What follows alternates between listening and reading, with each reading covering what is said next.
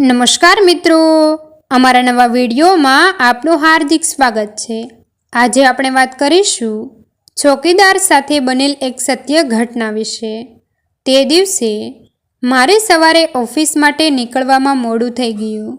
હું ઝડપથી દાદરા ઉતરીને ફ્લેટના દરવાજે પહોંચ્યો। અચાનક એક માણસ મારો રસ્તો રોકીને ઊભો રહ્યો। હું તેને અચાનક મારી સામે આવેલો જોઈને ચોંકી ઉઠ્યો। સાહેબ, તમારે ત્યાં ચોકીદારની જગ્યા ખાલી છે? મને સામેવાળા ફ્લેટના ચોકીદારે કીધું કે ત્યાં જગ્યા ખાલી છે અને તમને મળું। પેલો માણસ હાથ જોડીને બોલ્યો। મેં તેને માથાથી પગ સુધી નિરખ્યો। તેના કપડાં ફાટેલા હતા। તેની ઉંમર આશરે 40 વર્ષની હશે। તેને પહેલી નજરે જોનારને કદાચ તે ભિખારી જ લાગે। તેના જોડાયેલા હાથ ધ્રુજી રહ્યા હતા, જાણે આ દુનિયાને અલગ અલગ જવાબદારીઓ ઉપાડીને થાક્યા ન હોય।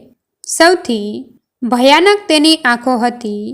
ભયાનક શબ્દ કદાચ યોગ્ય ન કહી શકાય, પણ ભયાનક એટલે એવી આંખો જે તમે ન ઈચ્છો તો પણ તેના પ્રત્યે દયાથી ભરી દે। એ આંખોમાં આજીજી હતી। આજીજી એક ગરીબ માણસની, જે પોતે આ દુનિયામાં પોતાનું અસ્તિત્વ ટકાવવા મથી રહ્યો હતો। તેની ભયાનક દયામણી આંખોએ મને ત્યાં જ એક થાંભલાની જેમ ઝડી દીધો। ભાઈ, તે સાચું સાંભળ્યું છે। અમારો છેલ્લો ચોકીદાર થોડા દિવસ પહેલાં જ નોકરી મૂકીને ચાલ્યો ગયો। હું ફ્લેટના રહીશોનો સેક્રેટરી છું, એટલે નવો ચોકીદાર શોધવાની જવાબદારી કંઈક અંશે મારી છે, પણ અમે કોઈ અજાણ્યા માણસને ચોકીદાર તરીકે ન રાખી શકીએ। તારી પાસે કોઈની ઓળખાણ હોય તો બોલ। હું તેની દયામણી આંખોની અસરમાંથી મુક્ત થતાં બોલ્યો।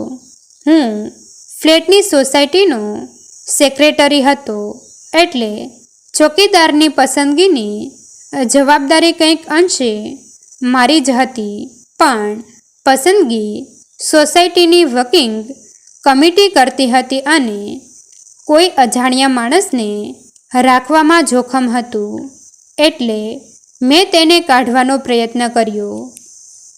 તે જાણે સમજી ગયો હોય તેમ એક પણ શબ્દ બોલ્યા વગર ત્યાંથી ચાલતો થયો। તેની ચાલ ધીમી અને નિરાશાજનક હતી, જાણે કોઈએ આખી જિંદગીનો બધો જ ભાર તેના ખભા પર નાખી દીધો હોય। તેની પીઠ પણ જાણે મારી પાસે દયામણી બનીને તાકી રહી હોય એમ મને લાગ્યું। હું માણસો ઓળખવામાં બહુ કાચો હતો, પણ આ માણસમાં કંઈક એવું હતું જે મને કહી રહ્યું હતું કે મારે તેને એક મોકો આપવો જોઈએ। 1 મિનિટ ઊભો રહે, મેં તેને પાછો બોલાવ્યો। તે તરત પાછો ફર્યો। હું અમારી સોસાયટીની કમિટી પાસે તારી વાત મૂકીશ। જો તેઓ રાજી થશે તો તારી નોકરી પાકી। હું તેના દયામણા ચહેરા સામે જોઈને બોલ્યો, જાણે ઘણા સમય પછી કોઈએ તેને સારા સમાચાર આપ્યા હોય તેમ। તેની આંખોમાં ચમક આવી। તને નોકરી મળી ગઈ એવું ન માનતો। હજુ હું પહેલાં વાત કરીશ। લગભગ તેઓ અજાણ્યા માણસને નોકરીએ રાખવા માંડશે નહીં। મેં તેની વાસ્તવિકતા સમજાવવાનો પ્રયત્ન કર્યો, પણ તે જાણે નોકરી મળશે તેની આશા સાથે તે જીવી રહ્યો હોય તેમ રાજી થયો। તેણે 2 હાથ જોડ્યા। તેની આંખોમાં એક ખુશી હતી। હું તેની આંખોથી બચવા ઝડપથી ત્યાંથી રવાના થયો। બીજા દિવસે મેં અમારી સોસાયટીની મીટિંગમાં આ વાત મૂકી। પહેલાં તો બધાએ અજાણ્યા માણસને રાખવાની વાત જ નકારી। મેં જવાબદારી લેવાની વાત કહી ત્યારે દવેભાઈ સિવાય લગભગ બધા જ માની ગયા હતા. દવેભાઈની ઉંમર આમ તો મારા જેટલી જ હતી, પણ તેઓ મારા પહેલાં સેક્રેટરી રહી ચૂકેલા એટલે તેમને સોસાયટીની બાબતોમાં વધારે ખબર પડતી. તેઓ આ ફ્લેટમાં ઘણા સમયથી તેમની પત્ની અને દીકરા સમીર સાથે રહેતા હતા. તેમણે આ સોસાયટી માટેનો પાણીનો ટાંકો ઊંડો કરાવ્યો હતો. તેઓ અજાણ્યા ચોકીદારને રાખવાના સખત વિરોધી હતા. આ વખતે તેમનો વિરોધ કામ ન લાગ્યો. સોસાયટીની કમિટીએ મારી જવાબદારી પર ચોકીદાર રાખવાની હા પાડી દીધી. મને દવેભાઈની આંખોમાં અણગમો સ્પષ્ટ દેખાયો, પણ તેઓ સેક્રેટરી નહોતા એટલે ચૂપ રહ્યા. બીજા જ દિવસથી પેલો માણસ પરિવાર સહિત નોકરીએ આવી ગયો. તેનું નામ રઘુ હતું. અમારા ફ્લેટમાં ચોકીદારને રહેવા માટે એક અલગ ઓરડી ફાળવવામાં આવેલી. તે તેના પરિવાર સાથે તેમાં સ્થાયી થયો. તેના પરિવારમાં પત્ની અને એક પુત્ર મોહન હતા. મોહનને એક પગે ખોડ હતી. તે કાયમ લંગડાતો ચાલતો. રઘુનું પરિવાર મહેનતુ હતું. તેની પત્ની આખો દિવસ ફ્લેટના અલગ અલગ ઘરમાં કામ કરતી. મોહન સવારે નિશાળે જતો અને ફાજલ સમયમાં તેની માને ઘરકામમાં મદદ પણ કરતો. રઘુ પોતાનું કામ પૂરી ઈમાનદારીથી કરતો. તે ફ્લેટમાં પાર્કિંગમાં પડેલી ગાડીઓને સાફ પણ કરી દેતો. થોડા સમયમાં જ તે સૌનો માનીતો થઈ ગયો અને મને મારા નિર્ણય વિશે પહેલાં જે શંકા હતી એ દૂર થઈ ગઈ. એકમાત્ર દવેભાઈ જ રઘુને શંકાની નજરે જોતા હતા. તેમનું વર્તન પણ રઘુ પ્રત્યે સારું નહોતું. તેઓ રઘુ પર દાજ રાખતા. તે રઘુને અપમાનિત કરવાની કોઈ જ તક જવા ન દેતા. રઘુ તેમના અપમાનનો હસતા હસતા મોઢે સહન કરી લેતો હતો. એક દિવસ હું નોકરીએ જવા મારું બાઇક બહાર કાઢી રહ્યો હતો. અચાનક એક ધડાકા જેવો અવાજ આવ્યો. એ અવાજ ફ્લેટની પાછળના ભાગમાંથી આવ્યો હતો. હું તરત જ પાછળની તરફ દોડ્યો. રઘુ પણ અવાજ સાંભળીને પાછળની તરફ દોડ્યો.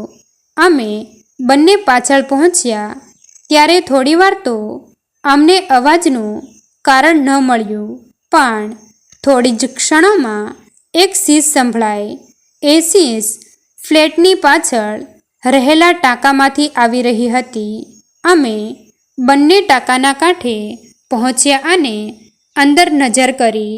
અંદર દવેભાઈનો 10 વર્ષનો છોકરો સમીર ટાંકાના પાણીમાં તરવા માટે હવાતિયા મારી રહ્યો હતો.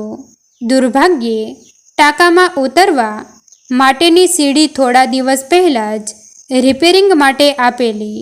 ટાંકો આશરે 30 ફૂટ ઊંડો હતો.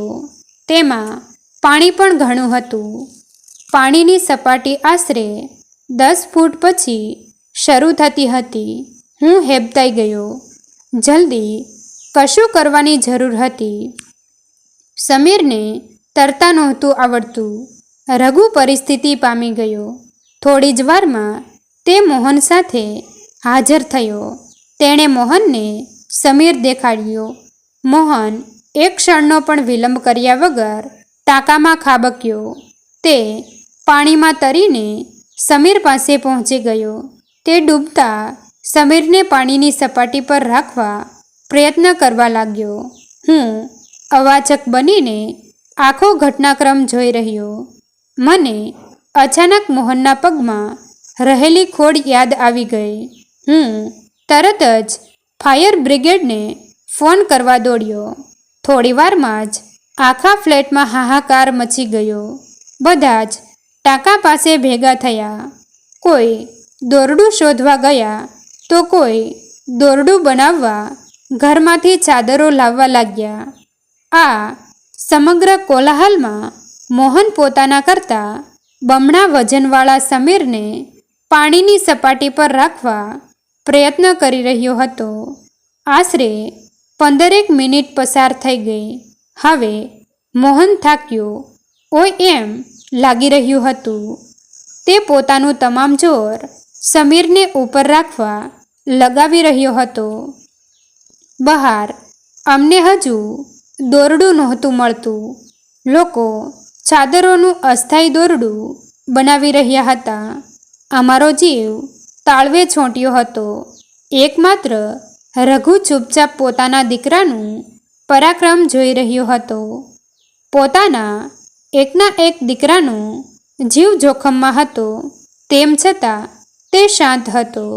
દવેભાઈ પણ આવી ગયા હતા. તે અને તેમના પત્ની રડી રહ્યા હતા. લોકો અંદર પડેલા છોકરાઓને સાંત્વના આપી રહ્યા હતા. અમારા સદનસીબે ફાયર બ્રિગેડ આવી ગઈ. તેમણે બંને છોકરાઓને બહાર કાઢ્યા. બંનેને દવાખાને લઈ જવામાં આવ્યા. સદનસીબે બંને બચી ગયા. બીજે દિવસે સોસાયટીની કમિટીની બેઠક મળી. ગઈકાલની ઘટના વિશે ચર્ચા થઈ. બધાએ દવેભાઈને સાંત્વના આપી. દવેભાઈએ બધાનો આભાર માન્યો અને બોલ્યા, હું અત્યારે જ આપણા ચોકીદારને નોકરીમાંથી કાઢવાનો પ્રસ્તાવ મૂકું છું. તેની ગફલતને કારણે જ ટાંકાનું ઢાંકણું ખુલ્લું રહી ગયું હતું. તેના કારણે જ મારા છોકરાનો જીવ જાત. હું અવાક બની ગયો. આવું કોઈ કેવી રીતે કરી શકે? શું મનુષ્ય આટલી નીચલી પાયરીએ જઈને બેસી ગયો છે? હું ચૂપચાપ ઊભો થયો. મેં કમિટીના સભ્યો તરફ નજર કરી. મને આવું થશે એવી સહેજ પણ આશા નહોતી. હું દવેના પ્રસ્તાવનો વિરોધ કરું છું. રઘુ અને મોહને જે કામ કર્યું છે તેના માટે તેઓ શાબાશીને લાયક છે. રહી વાત ઢાંકણાની, તો એ ઢાંકણું સમીરે જ ખોલેલું. તેના મિત્રો આ વાતના સાક્ષી છે. તે ટાંકામાં નીચો નમીને જોઈ રહ્યો હતો ત્યારે પગ લપસતા તેમાં પડી ગયો હતો. જો આ પ્રસ્તાવ પાસ થશે તો હું આ કમિટીમાંથી રાજીનામું આપીશ અને આ સોસાયટી છોડીને પણ ચાલ્યો જઈશ. કેમ કે ઉપકારનો બદલો અપકારથી વાળતા લોકો વચ્ચે હું રહેવા નથી માગતો. હું મક્કમતાથી બોલ્યો. સદભાગ્યે પ્રસ્તાવ પાસ ન થયો.